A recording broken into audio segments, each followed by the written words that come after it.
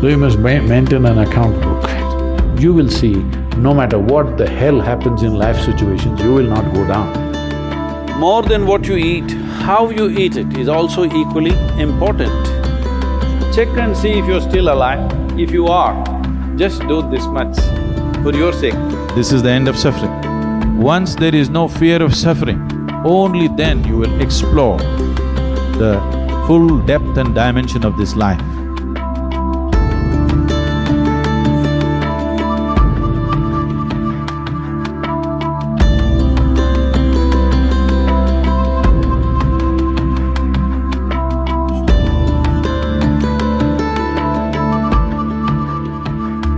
Outside challenges are many. There are many things in the world.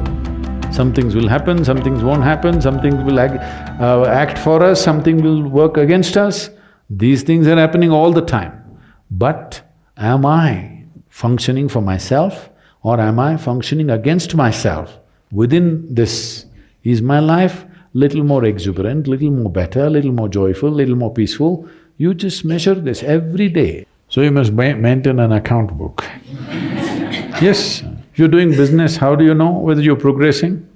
Only one who keeps accounts knows whether he is making money or going down, isn't it so?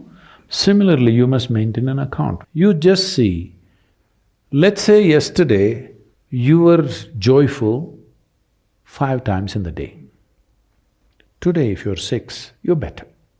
Tomorrow if you're 7, you're better. But day after tomorrow if you're 3, you're worse. How many moments of joy do you have? Why I'm talking about joy is we are not using joy as a goal. Joy is a measure. Joy means you're at ease. Joy means you become more of life than being a mental mess, isn't it? Joy does not mean that you attain to something. Joy simply means life has come to ease, you're not messing yourself up. Spend 5 minutes, have I been better today than yesterday? Has my day been better? Every day, if you keep accounts, you will see, no matter what the hell happens in life situations, you will not go down.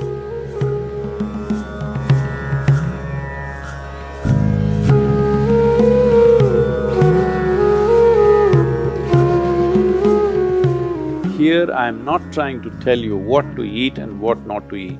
You eat whatever you want. But being a human being, the most important thing is that you do it consciously. Whatever you do must happen consciously. Your selection of food and consumption of food also must happen consciously. More than what you eat, how you eat it is also equally important. When I say how you eat it, these are all live substances. Every one of them had a life of their own, whether it's a plant, animal, vegetable, every one of them had a life of their own. If you approach it with a certain sense of gratitude and reverence towards the food that you eat, when I say reverence, it may feel like too much for you, but I'm asking you, let's say we put you in a room and you had nothing to eat for 5 days. If God appears in front of you, what will you ask for? Food? So that's how important it is. You must understand the food on your plate is not just a substance, it is not a material, it is not a commodity, it is life. It is the life-making material for you. So you must treat it as such. Right now, when it's on the plate, when it's out there, it has no value, but the moment you consume it and it becomes your flesh and blood, now suddenly it's of immense value. Why do we live like this? It's very important, when it comes on your plate itself, you must treat it as a part of yourself. With great reverence, you must consume. Just the way you consume it, if you change that, food will behave very differently within you.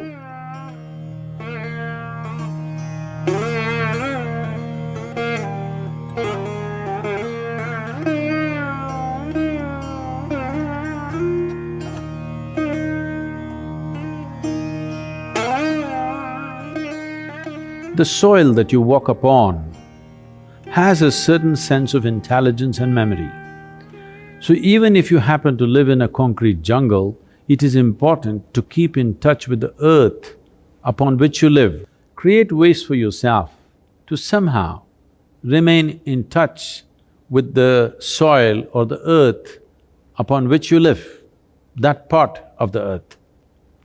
With your bare hands and bare feet, see particularly the palms and the soles, if they come in touch with the earth on a daily basis, at least for a few minutes, a certain harmonizing of the physiological process will happen just being in contact with the earth. If you spend at least a few minutes in your garden, barefooted, touching plants or trees, because this is the basis of your life. All life, yours and every other creature, has come out of this earth. Stay in touch with it and harmonize your system.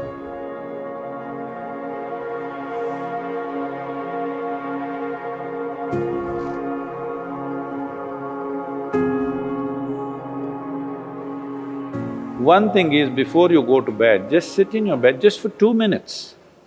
2 minutes, just see, suppose you're going to die right now in 2 minutes' time, how it'll be, and then sleep.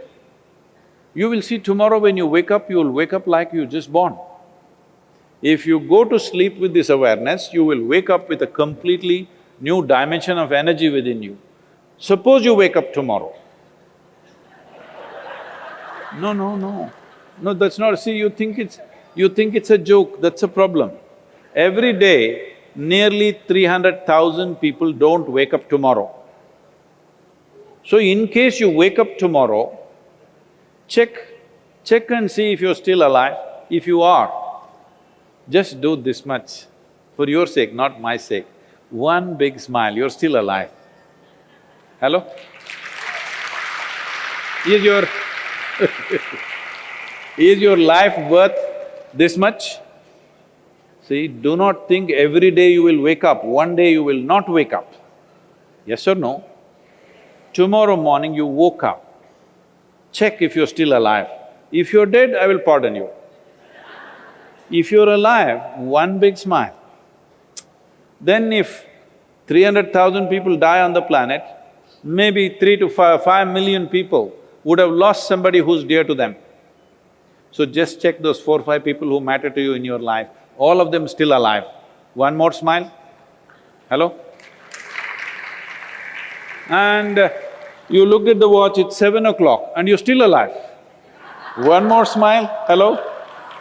From now on you must do this every time you look at the time.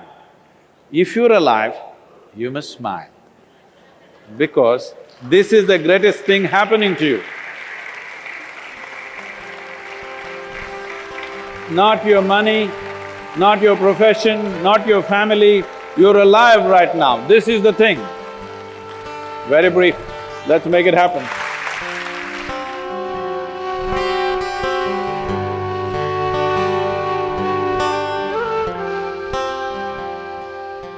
Your ability to live well on this planet is essentially how well you can harness this body and this mind. Yes or no? So if you have to harness this the way you want it, it's very important. There is a little space between you and the body. There is a little space between you and the mind. Whatever suffering, any kind of suffering that you have known in your life has entered you either through the body or through the mind. Do you know any other kind of suffering? Do you know any other kind of suffering? Physical suffering, mental suffering. There's only 2 things you know, isn't it? If a little distance arises between you and the body, between you and the mind, this is the end of suffering.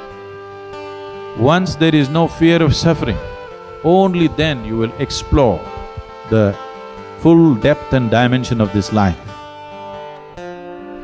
So, one thing we want to do is, we are bringing this what's called as Isha Kriya, which gives you a distance between you and your thought, between you and your body.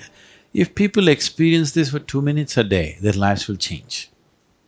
Definitely, I'm telling you. Once they know the freedom of it, you will not like anything. You will not like any drink or drug or whatever, because it is a much big high than that.